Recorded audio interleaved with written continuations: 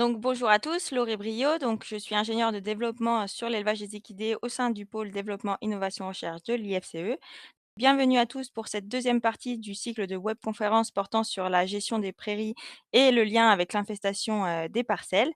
Donc je vous propose aujourd'hui de se focaliser uniquement sur la conduite de pâturage. Donc je vais quand même faire quelques rappels sur les notions essentielles pour que vous compreniez bien la suite de l'exposé.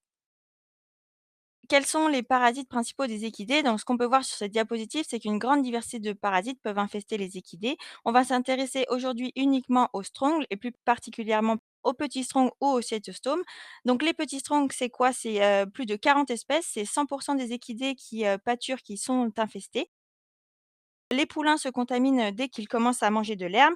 Donc, les signes cliniques peuvent être très graves chez les jeunes chevaux en cas de forte infestation et les chevaux peuvent s'infester durant toute la période de pâturage avec une moindre infestation en hiver.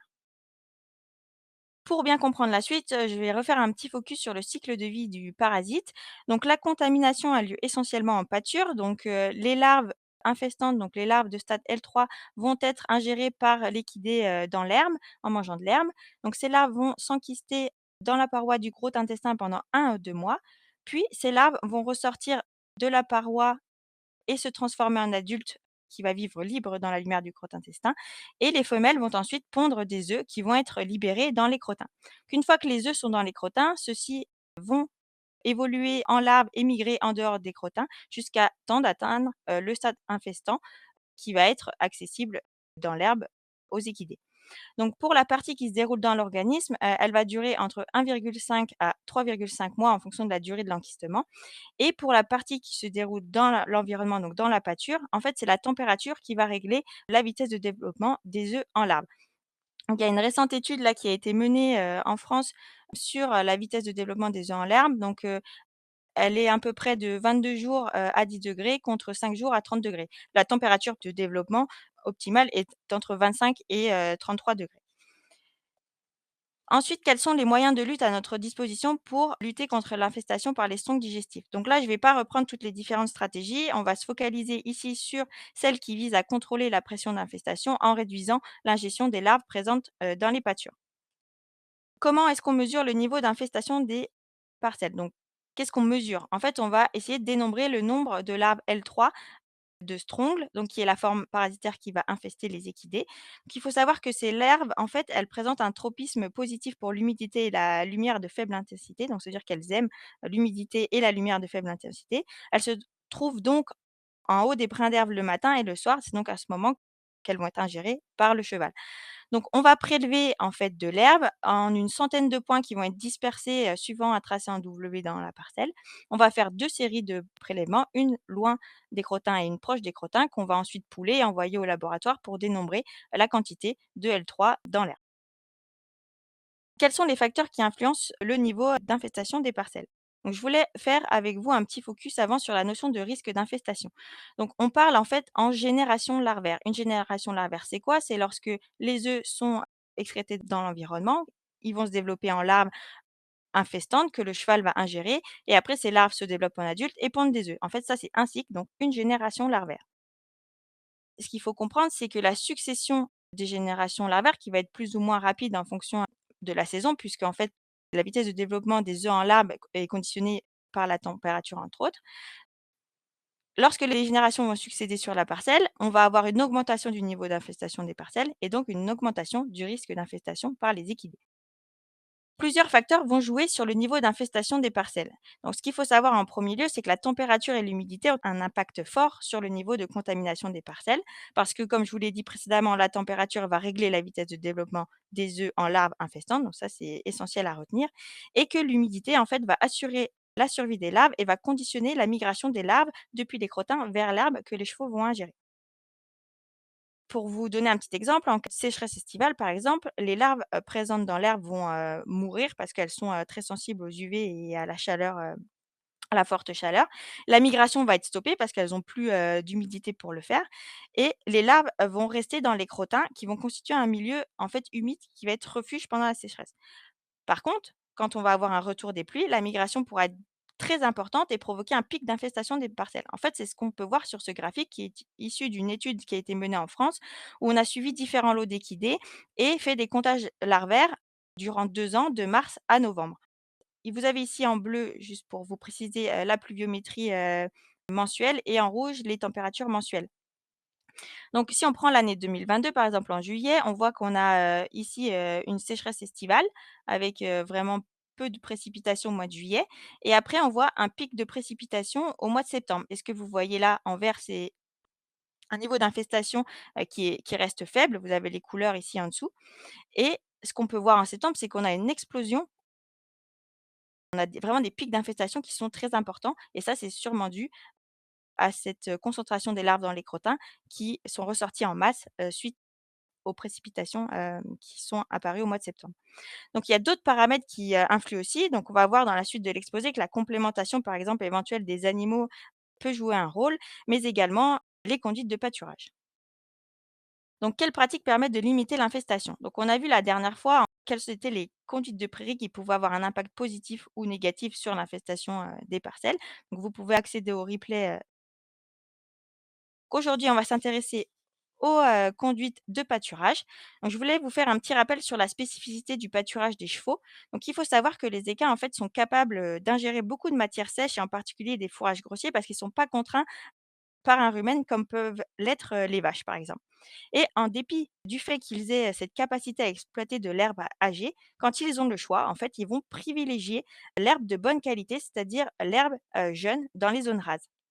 Vous avez déjà peut-être, vu, chez vous dans vos pâtures, et donc lorsqu'on va avoir un chargement, qui est faible, ils vont entretenir en fait un pâturage qui va être hétérogène avec des zones rases surpâturées qu'on peut voir ici, et des zones de reflux où ils vont concentrer leur déjection, et donc où, vont concentrer aussi un nombre de larves infestantes important. Quels sont les facteurs aussi qui influencent la conduite de pâturage? Dans des conditions pédoclimatiques et des situations, dans certaines situations géographiques, souvent, on va exploiter 3 à 5 cycles de pousse de l'herbe par saison. Donc la conduite de pâturage sur une exploitation, elle va être souvent imposée, en fait, par le parcellaire, par l'alimentation des chevaux et par, le stock fourrager. Donc les possibilités de modification, des pratiques sont souvent restreintes, et en fait, avoir une conduite de pâturage type qui limiterait le risque parasitaire pourrait être théoriquement parfaite, mais inutile si elle ne peut pas être, applicable.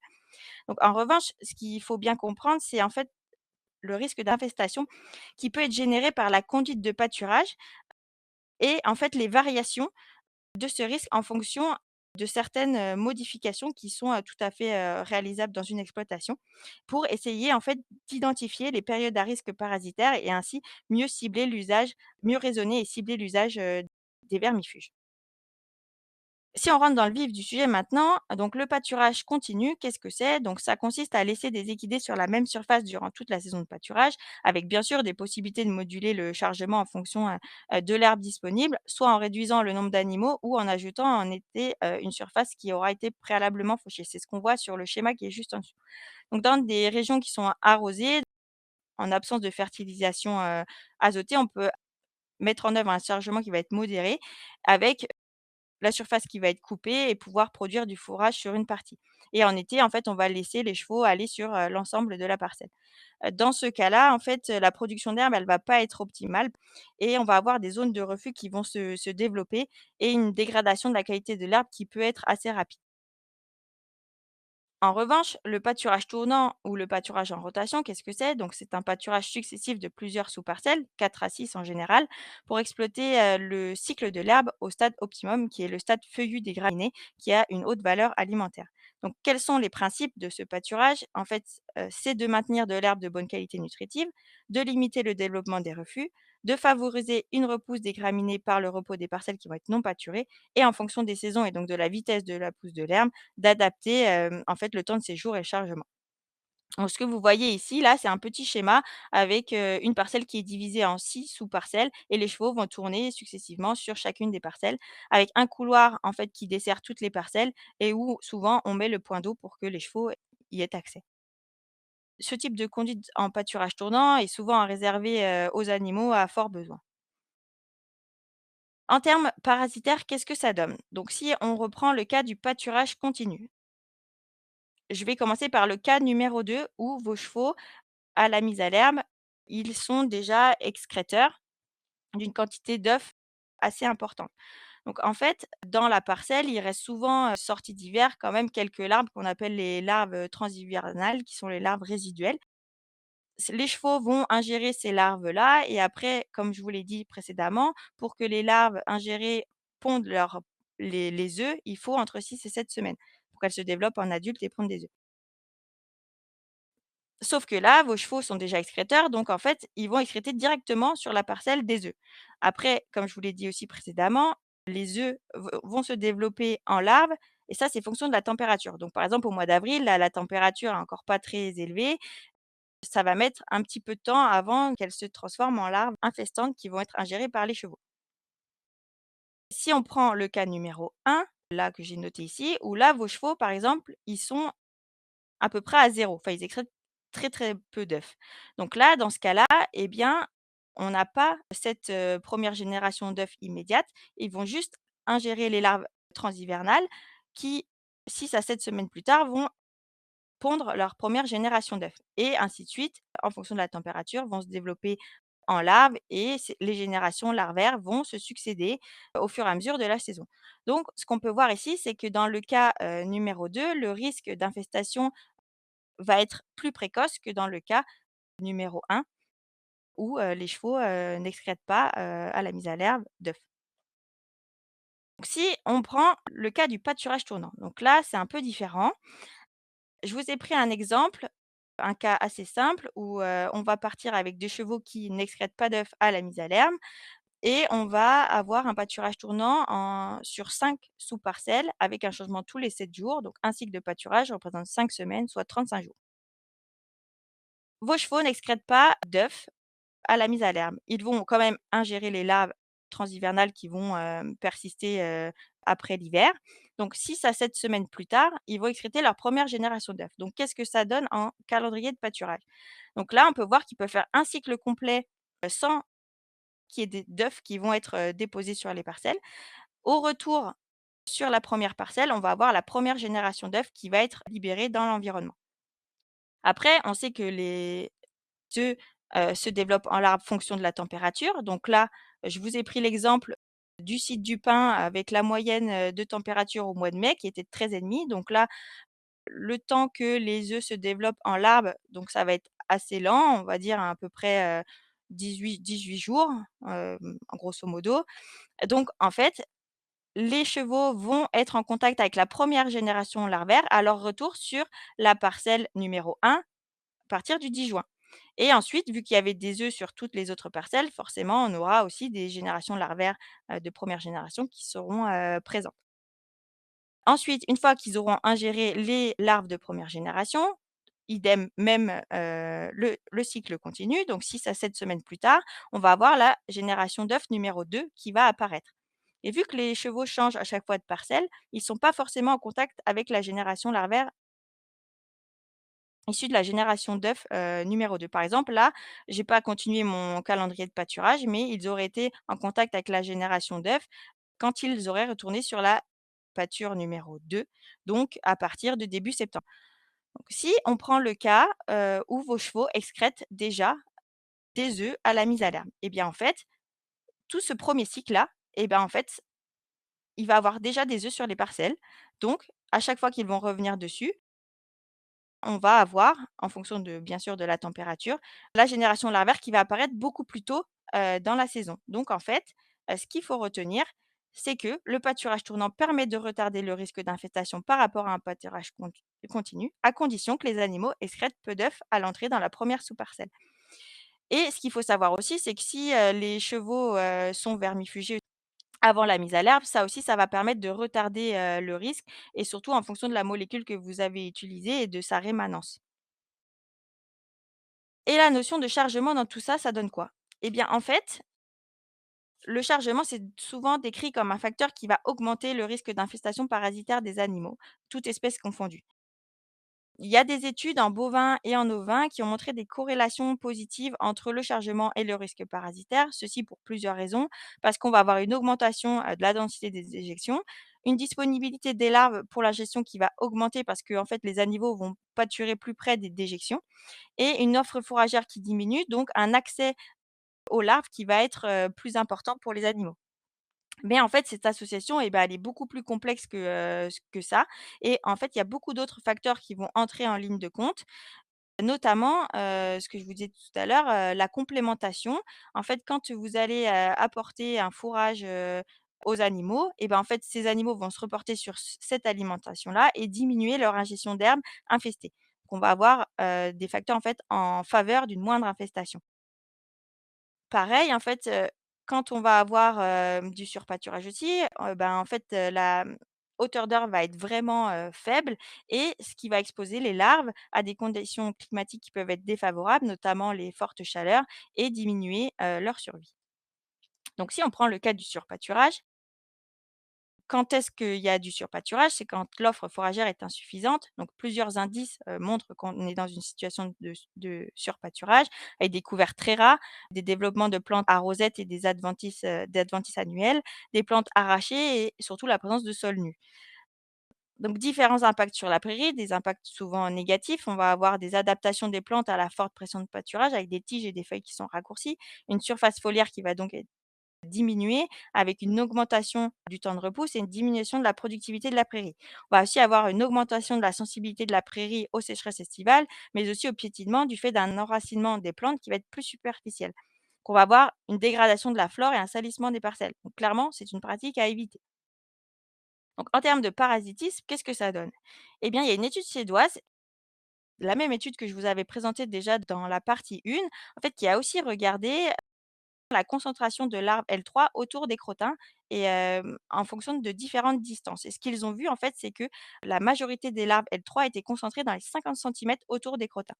Donc en cas de surpâturage, ce que font les chevaux, c'est pâturer dans des zones qui sont plus proches des déjections et qui sont normalement évitées. Donc ça va augmenter le risque d'infestation.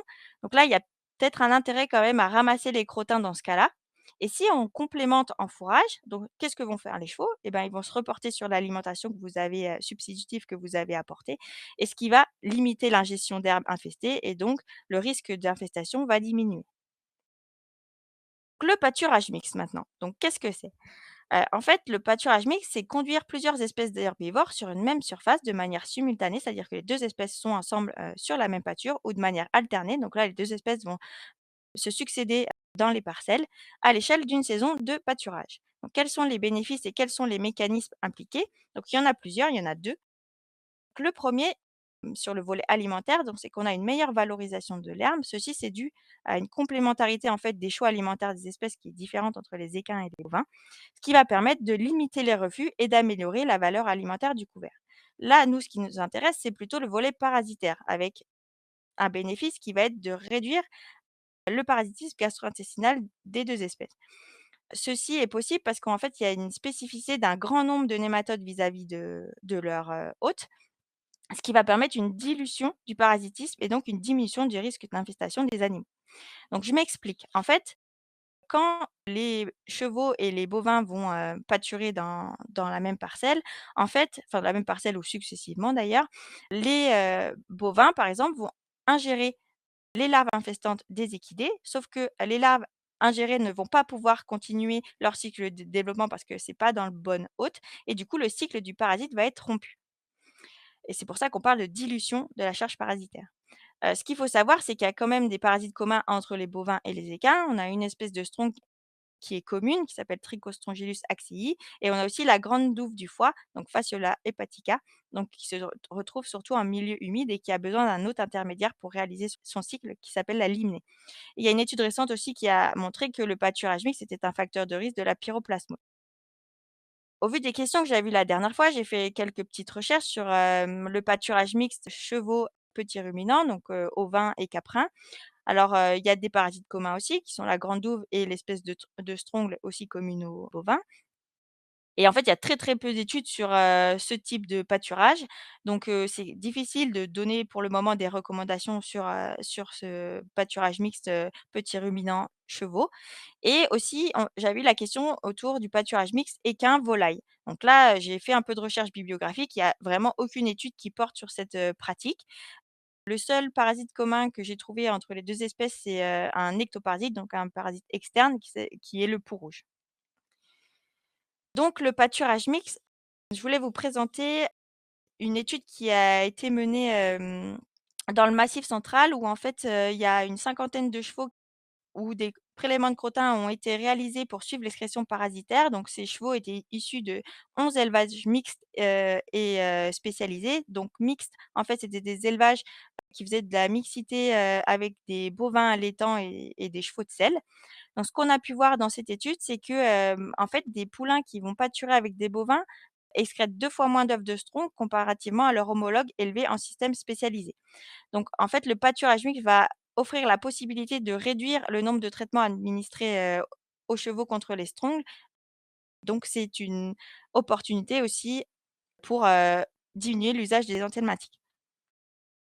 Dans les enquêtes qui ont été réalisées en élevage, on a également pu voir que, seul un tiers des éleveurs, mixtes enquêtés dans les 2 régions, donc Massif central et Normandie, connaissaient le principe de dilution, du parasitisme entre les espèces. Donc c'est assez. Ensuite, je voulais vous présenter une autre étude qui a été menée, c'est dans le cadre du même projet qui s'appelle le projet Equibov, sur le plateau technique de Chambéret en Corrèze. Là, l'idée, c'était de comparer un lot mixte en pâturage, simultané à un lot spécialisé chevaux. Les animaux étaient conduits en pâturage simultané en rotation longue entre 2 sous-parcelles à même chargement, donc sur des prairies, fertiles. Donc c'était des chevaux, âgés de 2 ans de race anglo-arabe et des vaches d'1 an de race limousine qui étaient, ensemble au pâturage. Donc ce qu'on peut voir sur ce petit graphique-là, vous avez les différentes catégories de hauteur d'herbe. Quand vous avez un petit, signe supérieur à 0, ça veut dire que les animaux ont préféré cette hauteur d'herbe, alors que quand c'est un inférieur à 0, ça veut dire qu'ils l'ont plutôt évité et quand c'est à 0, ça veut dire qu'ils l'ont consommé proportionnellement à leur disponibilité et en noir, ce sont les chevaux et en gris clair, ce sont les bovins. Donc ce qu'on a pu voir ici, c'est que les bovins, en fait, ils ont été pâturés sur des zones qui sont inférieures, à 4 centimètres, alors que enfin, proportionnellement à leur, disponibilité, donc c'est-à-dire qu'ils ne les ont pas évités, alors que, en termes général, c'est ce qu'ils font, ils les évitent parce qu'ils ont vu qu'ils pâturent avec leur langue, c'est beaucoup plus compliqué pour eux, d'aller manger dans ces zones de hauteur d'herbe, là. Donc en fait, ça s'explique notamment suite à la conduite de pâturage qui a été mise en place, donc à une rotation et en fait, à chaque fois que les animaux changeaient de sous-parcelle, l'herbe avait pu repousser et en fait les bovins allaient, pâturer préférentiellement dans la repousse et ce qu'on a pu voir ici, c'est aussi que, les bovins, en fait, ils se sont moins reportés sur les zones, épiées et sèches, donc les zones qui sont supérieures à 9 centimètres, de hauteur, alors que c'est dans ces zones-là, souvent que les équins vont, déposer leurs déjections, donc c'est là où se trouvent en nombre important les larves infestantes. Donc en fait, dans ces conditions-là, on n'a pas vu de dilution de la charge parasitaire des équins, ni d'amélioration de la valeur alimentaire du couvert. En fait, l'effet dilution, on l'a pas vu parce que les bovins ne sont pas allés ingérer les larves infestantes qui se situent surtout autour ces zones de refuge. En fait, le pâturage mixte, ça fonctionne. On sait qu'il y a des, bénéfices qui sont, à la fois sur le volet alimentaire et le volet parasitaire, mais il est important de raisonner sa conduite de pâturage afin de tirer parti des atouts de la complémentarité des choix alimentaires des 2 espèces. Il y a des questions qui sont toujours en suspens sur, ce sujet. Là, ce que vous avez vu dans les études, c'est qu'on a toujours travaillé en simultané. Mais il y a aussi, certaines, structures qui font du pâturage alterné avec les bovins pour, aussi limiter, le risque, même si les interactions entre les espèces sont, enfin de nous, ce qu'on a pu voir, sont plutôt positives et ça, il y a aucune étude qui, compare, ces 2 types de pratiques. En termes de ratio bovin-équin, pareil, là, il y a très peu d'études. Il y a une seule étude qui a été menée, en prairie permanente et qui est très ancienne, où on a comparé un ratio 30-70 et un ratio 50-50. Les auteurs ont vu qu'il y avait de meilleures performances des poulains, dans un ratio, 30-70. Mais là encore, enfin, il y a une seule étude, donc il y a vraiment besoin d'autres travaux sur ce sujet pour pouvoir apporter des recommandations, aux détenteurs et éleveurs qui pratiquent, le pâturage mixte. Donc là, si on s'intéresse maintenant aux plantes bioactives fourragères. Au-delà de leur intérêt nutritionnel, il peut aussi avoir des intérêts, parasitaires de ces plantes. Donc en fait, la bioactivité de ces plantes, elle repose sur la présence, de métabolites secondaires. Donc on trouve notamment, les tanins condensés, par exemple, dans le sainfoin ou les terpènes dans la chicorée. Donc en fait, ces molécules vont avoir des effets soit directs, soit indirects sur les parasites. Donc des effets, directs sur les parasites, c'est on va avoir une interaction chimique en fait entre, les composants de la plante et le parasite qui va entraîner une mortalité et une expulsion des parasites de l'animal ou, des effets indirects. Donc en fait, on va avoir une stimulation de la réponse immunitaire de l'animal vis-à-vis de ces parasites, ce qui va réduire la fécondité, des femelles et aussi une moindre survie, des parasites. Donc là, en fait, on va se focaliser, uniquement sur, la chicorée aujourd'hui parce qu'en fait, il y a des travaux récents qui ont été menés chez le cheval et qui ont été conduits surtout au pâturage.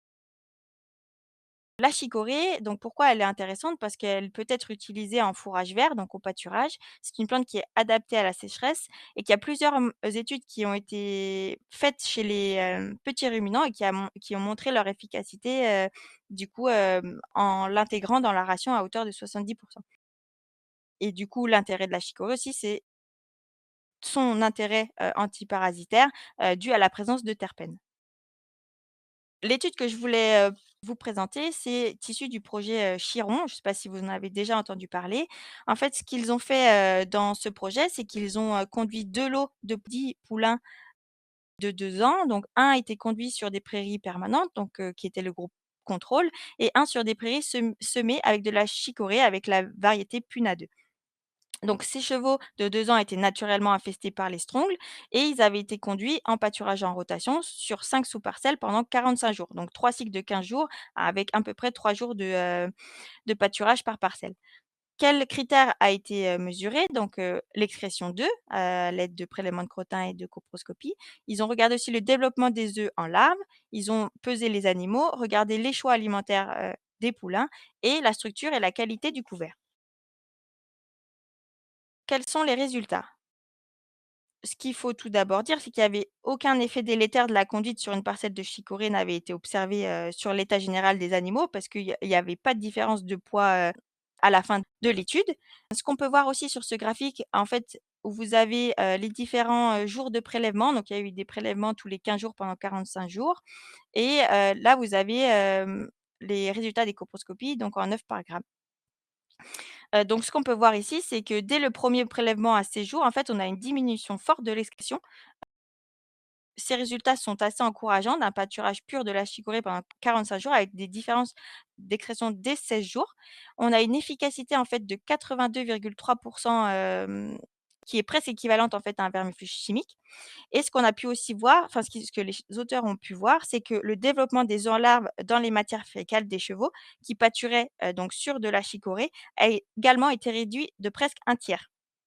Donc c'est plutôt des résultats qui sont, très encourageants, chez le cheval et ces résultats restent à confirmer dans d'autres conditions environnementales parce qu'en fait, la production de métabolites secondaires, donc ici les terpènes, elle est influencée par les conditions pédoclimatiques, le cultivar de chicorée utilisé, mais aussi l'âge des récoltes et encore la période de l'année. Donc il y a encore, des choses à analyser, et à comprendre, sur le pâturage de la chicorée par les chevaux et son effet, antiparasitaire. Donc l'idée, c'est de compléter ces résultats d'études avec un nouveau projet qui va être le projet Apache, qui est dans la continuité du projet, Chiron. Donc pour essayer de mieux comprendre, en fait, les mécanismes, d'action, des terpènes, de voir, quels sont les effets antiparasitaires directs et indirects et de s'attarder aussi sur les valeurs nutritionnelles de cette, plante, fourragère bioactive. Donc les points à retenir, eh bien, en fait, c'est 3 points essentiels. Donc c'est que le lien entre conduite de pâturage et risque, d'infestation est complexe.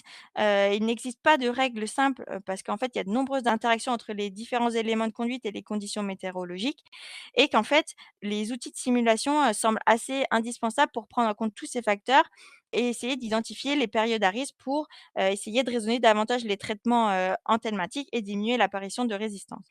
Donc je voulais vous dire un dernier mot sur, l'outil de simulation qui est en cours de développement, donc l'outil Parasite qui vise à s'adapter d'un outil qui existe déjà en bovin, qui s'appelle l'outil Parasite et donc qui vise à prendre à la fois les données, météorologiques, les conduites de pâturage, mais aussi, les différentes vermifugations, effectuées sur les chevaux. Donc l'idée, c'est que, le modèle a été ajusté pour, les petits strongles qui permettent de simuler l'augmentation du niveau d'infestation des parcelles et l'idée maintenant, c'est de traduire ceci en niveau de risque pour les animaux et de pouvoir sortir comme ça des frises qui va vous dire: «Bah, à telle période, il y a un risque pour mon lot d'animaux, il faut que je fasse une coproscopie et éventuellement traiter les animaux s'il y a besoin». Je vous ai mis, plusieurs liens vers, différents supports vulgarisés, à la fois sur le parasitisme, la gestion des prairies et les conduites de pâturage. Je vous remercie pour votre attention.